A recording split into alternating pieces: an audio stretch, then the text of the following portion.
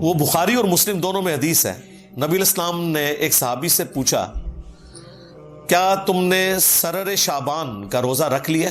ان کا نہیں یا رسول اللہ. فرمایا پھر اب شوال کے مہینے میں 2 روزے رکھنا تم، اگر تم نے سرر شعبان کا روزہ نہیں رکھا. 15 شعبان کا روزہ ویسے بھی عمومی سنت میں بھی آتا ہے، لیکن اسپیسیفکلی بخاری مسلم کی جو احادیث ہیں اس پہ گواہ ہیں کہ سرر شعبان یا سرہ کا روزہ 15 شعبان کا نبی علیہ السلام نے تلقین فرمایا کہ یہ رکھنا ہے.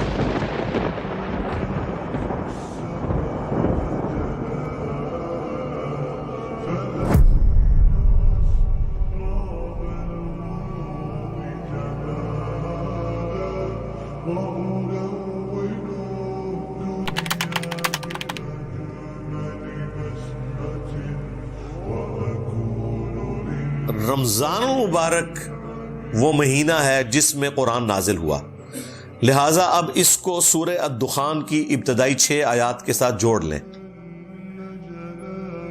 جس میں اللہ تعالی نے فرمایا تھا حامیم والکتاب المبین انا انزلناہ فی لیلۃ مبارکۃ انا کنا منذرین. ہم نے اسے بابرکت رات میں نازل کیا اور ہم ڈر سنانے والے ہیں. تو وہ بابرکت رات رمضان المبارک کے اندر ہے. یہ کسی مفتی کا فتویٰ نہیں ہے، کسی صحابی کا فتویٰ نہیں ہے، یہ اللہ تعالیٰ نے خود بتا دیا قرآن کے اندر.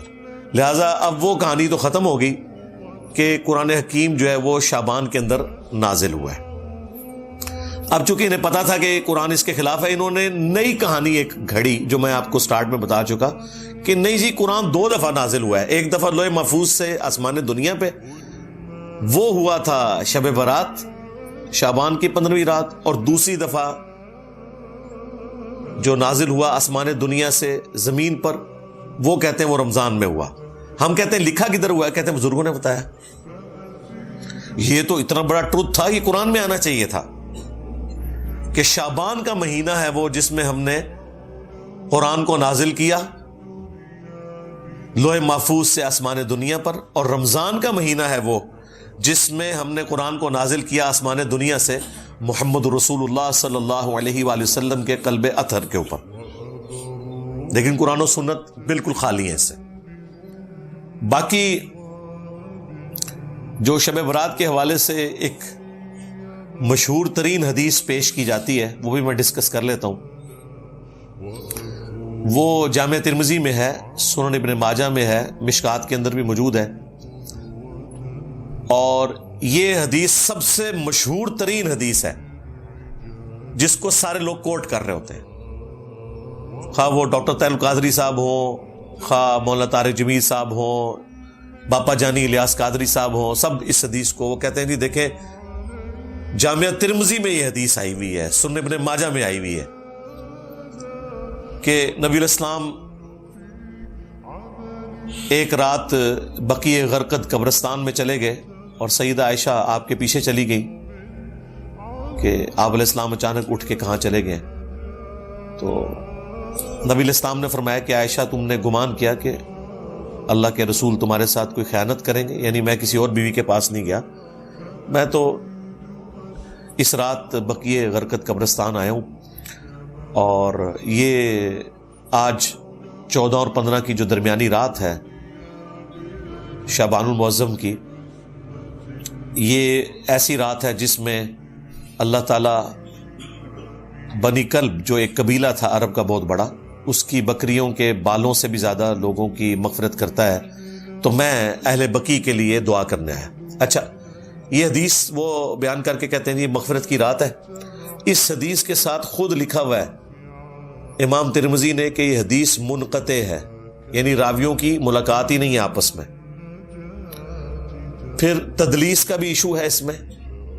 اس سے بڑھ کر امام ترمذی نے لکھا کہ میں نے اپنے استاد امام محمد بن اسماعیل بخاری یعنی صحیح بخاری کے جو آتھر ہیں ان سے جب میں نے شب برات کی اس حدیث کے بارے میں پوچھا، شب برات تو ہم کہہ رہے ہیں وہ تو 15ویں رات شعبان کی، تو انہوں نے بھی فرمایا کہ میرے نزدیک بھی یہ حدیث ضعیف ہے. اچھا، امام ترمذی نے 7 باقاعدہ کامنٹس کیے ہوئے ہیں اس کے اوپر. اس سے بڑھ کر مشکات والوں نے جب یہ حدیث ترمذی سے لی تو انہوں نے بھی ساتھ امام بخاری کے کامنٹس نقل کیے جو امام ترمذی نے ان کے حوالے سے بیان کیے. اب مجھے بتایا اس کے بعد کوئی گنجائش رہتی تھی، لیکن دیکھ لیں ڈٹائی ہے. ڈاکٹر طاہر القادری صاحب بھی وہ پڑھ رہے ہیں اور کہہ رہے ہیں ترمذی پڑھ رہا ہوں. ترمذی آگے بھی پڑھو نا سرکار. بس حدیث بیان کر کے نا جو اگلا حصہ تھا نا کہ جو امام ترمذی نے لکھا کہ یہ روایت درست نہیں ہے، امام بخاری بھی اسے صحیح نہیں سمجھتے، اس میں راویوں کی ملاقات ہی نہیں، منقطع ہے، وہ انہوں نے آنکھوں سے پڑھی، زبان سے نہیں پڑھی. بس اس کے بعد کتاب بند کر دی. یعنی وَأَنْتُمْ تَعْلَمُونَ، وہ جانتے تھے کہ اس میں کیا لکھا ہوا ہے، بس بیان کر دیا ڈٹائی کے ساتھ.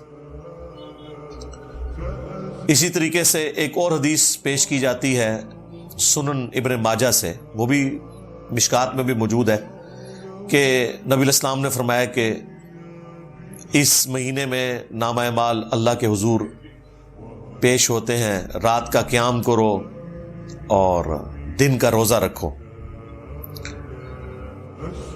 حالانکہ اس میں کذاب راوی ہے، یہ گھڑی ہوئی روایت ہے، ضعیف بھی نہیں، گھڑی ہوئی روایت، ڈٹائی کے ساتھ بیان کرتے ہیں. اور یہ رات جو ہے وہ فجر کا وقت شروع ہونے تک اللہ تعالیٰ کی طرف سے خاص رحمت کی رات ہے، فرشتے نازل ہوتے ہیں، وہی جو لیلۃ القدر کے بارے میں ہے. اور وہ تو میں نے آپ کو بتایا کہ روزانہ کے لیے بھی فضیلت ہے بخاری مسلم میں، کہ آخری تہائی رات جب رہ جاتی ہے تو اللہ تعالیٰ آسمان دنیا پہ نزول فرماتا ہے، جیسا کہ اس کی شان کے لائق ہے، اس کی مثال نہیں بیان ہو سکتی. اور کہتا ہے کوئی مجھ سے مانگنے والا میں اسے عطا کروں، ہے کوئی بخشش مانگنے والا کہ میں اسے بخش دوں، حتیٰ کہ فجر کا وقت داخل ہو جائے. یہ روزانہ کے لیے اللہ تعالیٰ کی طرف سے ایک اسپیشل آفر ہے پوری انسانیت کے لیے کہ وہ حق قبول کر لیں. ایک اور روایت ہے سنن ابن ماجہ میں، جسے ضعیف جمع ضعیف کا فارمولہ لگا کے شیخ البانی نے حسن درجے میں ڈکلیئر کر دیا، جس کی وجہ سے آج کل بعض اہل حدیث بھی شب برات کو اتنا ماننا شروع ہو گئے شیخ البانی کی وجہ سے، کہ اس رات اللہ تبارک و تعالی مخلوق کی طرف متوجہ ہوتا ہے اور سوائے دو طرح کے لوگوں کے سب کی مغفرت فرما دیتا ہے. ایک جو شرک کرنے والا ہے اور دوسرا جو اپنے مسلمان بھائی کے بارے میں دل میں کینہ رکھنے والا ہے. لیکن یہ روایت بھی کمزور ہے اور یہ باقی روایتوں سے بھی زیادہ کمزور روایت ہے. اس میں دو مجہول راوی ہیں ان نون، اور دو مدلس راوی ہیں جو عن سے روایت کر رہے ہیں. اور امام مسلم نے صحیح مسلم کے مقدمے میں لکھا ہوا ہے کہ مدلس کی عن والی روایت سما کی تصریح کے بغیر ضعیف تصور کی جائے گی. 4 سکم ہے اس روایت کے اندر، اس کے باوجود شیخ البانی نے چونکہ اسے حسن لکھ دیا، اور وہ حسن لکھ رہی ہے ضعیف جمع ضعیف، وہ آج بریلوی بھی کوٹ کرتے ہیں، دیوبندی بھی، اور بعض اہل حدیث بھی کوٹ کرتے ہیں. اور جو شیخ البانی کی اس تحکیم کے ساتھ ایگری نہیں کرتے اہل حدیث، ان کی بھی جرت نہیں ہے کہ وہ شیخ البانی کا رد کریں کہ یار انہوں نے اس کے اوپر جو حکم لگایا وہ ٹھیک نہیں لگایا. اور صحیح مسلم کے مقدمے میں موجود ہے کہ تابعی کی مرسل کوئی شے نہیں ہے جب تک وہ صحابی کو مینشن نہ کرے، کیونکہ کنفرم نہیں نا کہ اس نے روایت کہاں سے سنی ہے.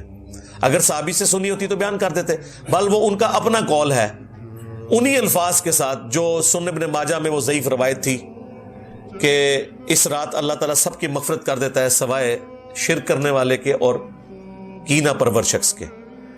تو یہ روایت سندن تو درست ہے لیکن صرف تابعی کا قول ہے، اس لیے یہ بھی کوئی اس حوالے سے حجت نہیں ہے. لیکن وہ بات اپنی جگہ درست ہے جو میں نے بتائی کہ سنن نسائی میں واضح حدیث ہے کہ نبی علیہ السلام اس مہینے میں کثرت سے روزے رکھتے تھے، کیونکہ آپ علیہ السلام نے فرمایا کہ نامہ اعمال اللہ کے حضور پیش ہوتے ہیں اس مہینے کے اندر. بلکہ صحیح بخاری اور صحیح مسلم دونوں میں موجود ہے کہ نبی صلی اللہ علیہ وآلہ وسلم رمضان کے بعد سب سے زیادہ روزے جس مہینے میں رکھتے تھے وہ شعبان کا مہینہ ہوتا تھا. تو شعبان کے مہینے کے روزوں کی فضیلت اپنی جگہ ہے، حتیٰ کہ بخاری اور مسلم دونوں میں حدیث ہے، اما عائشہ سلام اللہ علیہا کہتی ہیں کہ میرے جو رمضان میں مخصوص ایام کے روزے چھوٹ جاتے تھے تو میں ان کی قضا اگلے شعبان میں دیتی تھی، کیونکہ شعبان میں نبی علیہ السلام جو ہے وہ کثرت سے روزے رکھتے تھے. بیسیکلی انہوں نے کوڈ ورڈ میں بات کی، وہ جو حدیث ہے نا بخاری مسلم میں کہ کوئی بھی بیوی اپنے خامند کی مرضی کے بغیر روزہ نہیں رکھ سکتی، یعنی اس میں امپلائڈ ہے کہ خامند اپنی بیوی کے ساتھ جو ازدواجی تعلق ہے وہ دن کے وقت بھی قائم کر سکتا ہے۔ تو اما عائشہ جو کہہ رہی ہے نا کہ میں روزے شعبان میں رکھتی تھی رمضان کے قضا کیے ہوئے، کیونکہ نبی علیہ السلام نے روزہ رکھا ہوتا تھا، یعنی اب امپلائڈ تھا کہ مجھے اب اجازت کی ضرورت نہیں ہے، نبی علیہ السلام خود روزے سے، تو میں اپنے روزوں کی قضا دے لیتی تھی۔ حتیٰ کہ صحیح مسلم میں یہاں تک الفاظ ہے کہ نبی صلی اللہ علیہ وآلہ وسلم شعبان کا پورا مہینہ روزہ رکھا کرتے تھے، یہ بھی حدیث موجود ہے۔ یعنی کوئی اکا دکا چھوٹ گیا، ادروائز آپ کی روٹین تھی کہ پورا شعبان آپ روزہ رکھا کرتے تھے، رمضان بھی اور شعبان بھی۔ پھر صحیح مسلم میں یہ حدیث ہے، نبی صلی اللہ علیہ وآلہ وسلم ہر پیر کو اور ہر جمعرات کو بھی روزہ رکھا کرتے تھے، اور ترمذی میں تو الفاظ ہیں یہ اس لیے میں رکھتا ہوں کہ نامہ اعمال ہر پیر اور جمعرات کو اللہ کے حضور پیش ہوتے ہیں، میری خواہش ہے کہ میں روزے کی حالت سے ہوں۔ ایک اور حدیث بھی ہے مسلم میں کہ نبی علیہ السلام پیر کا روزہ اس لیے رکھتے تھے، فیہ ولدت وفیہ انزل علیہ، کہ اس دن میں پیدا ہوا، اس دن مجھ پہ پہلی دفعہ وحی نازل ہوئی۔ وہ بھی ہے ایک پیر اور جمعرات والی بھی ہے کہ نامہ اعمال اللہ تعالیٰ کے حضور پیش ہو۔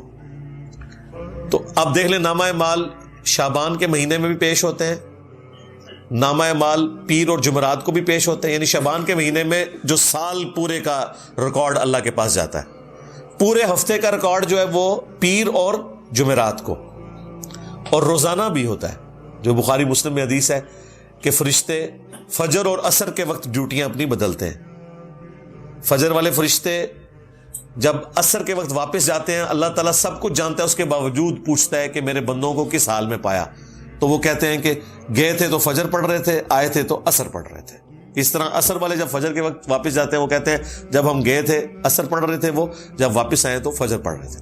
فرشتے بھی انسانوں کی خدمت میں لگائے ہوئے اللہ تعالیٰ نے انسانوں کو سب سے زیادہ سیریس لیا ہوا ہے اس کائنات میں، اور انسانوں نے سب سے زیادہ نان سیریس اپنے رب کو لیا ہوا ہے۔ یہ کتنی خطرناک بات ہے، اللہ کے نزدیک سب سے زیادہ سیریس مخلوق انسان ہے، فرشتے اس کی خدمت میں لگے ہوئے ہیں۔ تو نامہ اعمال پیر اور جمعرات کو بھی ہر ہفتے، پھر سال کے بعد بھی شعبان کے مہینے میں، اور روزانہ بھی فجر اور عصر کے وقت۔ یعنی یہ میں نے آپ کو وہ ساری روٹین بتا دی جو اللہ تعالیٰ کے حضور پیشی ہوتی ہے۔ تو نبی علیہ السلام اس لیے روزوں کا اہتمام شعبان میں زیادہ کیا کرتے تھے، یعنی آپ کے 11 روزے تو کنفرم ہوتے تھے ہر مہینے کے، 8 تو آپ کر لیں پیر اور جمعرات، 4 دفعہ سوموار کا دن آتا ہے، 4 دفعہ جمعرات کا دن، 8 روزے یہ، اور 3 ایام 20 کے، 13، 14 اور 15، جب خوب روشن ہوتا ہے نا چاند، ایام 20 اسے کہتے ہیں، 3 یعنی چاند جب گول ہونے کے روزے ہیں، یہ نبی علیہ السلام کی روٹین میں تھے۔ ایون سنن نسائی میں یہاں تک آیا کہ نبی علیہ السلام سفر میں بھی یہ روزے رکھا کرتے تھے ایام 20 کے۔